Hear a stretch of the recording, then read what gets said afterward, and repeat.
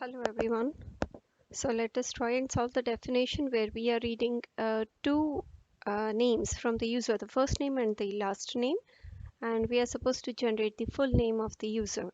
Now in one of the earlier videos, I'll put a link here. I'll add a card to the video so you can go through it. In that video, I had actually used the concat method and the plus.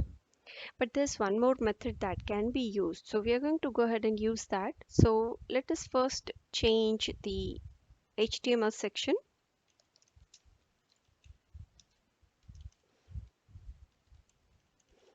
So I'm going to ask the user to enter the first name, and I'm going to ask the user to enter the last name. So I have two text boxes, and so in the first name variable, I will be storing the value of the first text box, and in the last name variable, I'm going to store the value of the last text box. Now in that previous video which I had created for concatenating the first name and the last name, I would have used in um, the option like a full name is equal to first name dot concat, and you can go ahead and put in a space and last name. This is one of the methods, or you could have straight away done the addition, that is the concatenation operator.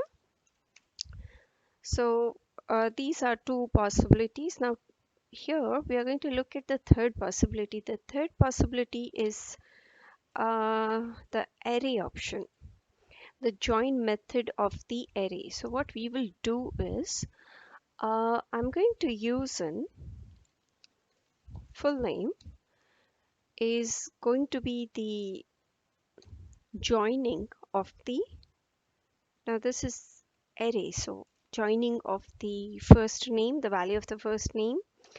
The second array element is the space, and the third array element is the last name. I'm applying the join method.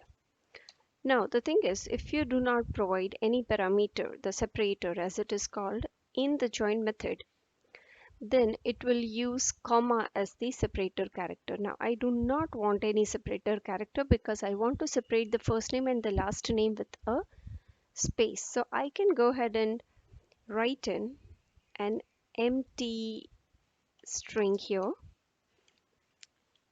So that becomes the separator character. Alternatively, I can remove this and use a space here. So we'll try and see both of them.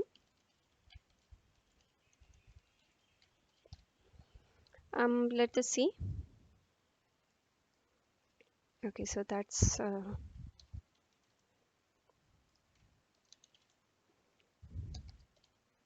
okay, so that's hello India. So I'm getting the output correct. Now alternatively, I can take this out. So that's first name and last name, and I'm going to join it with a space.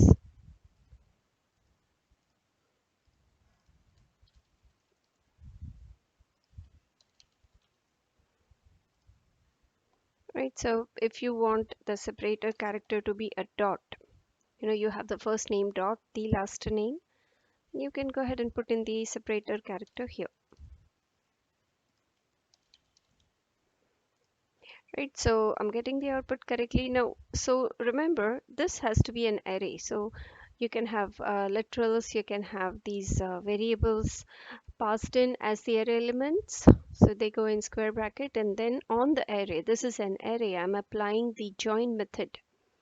So that goes in round brackets. If you do not want any separator character, then you can put in the empty string here. If you want the default separator, you can keep the brackets empty. The default separator is comma, and if you want your own customized separator, you can use in the dot. So having said this, I can actually go ahead and have the concatenation. I'm going to put in a fixed string. So I should get whatever I'm entering, the string all will be attached to it. and the separator character is the dot, right? So hello.india.all, and you can take this off, and I'm going to have comma as the separator character.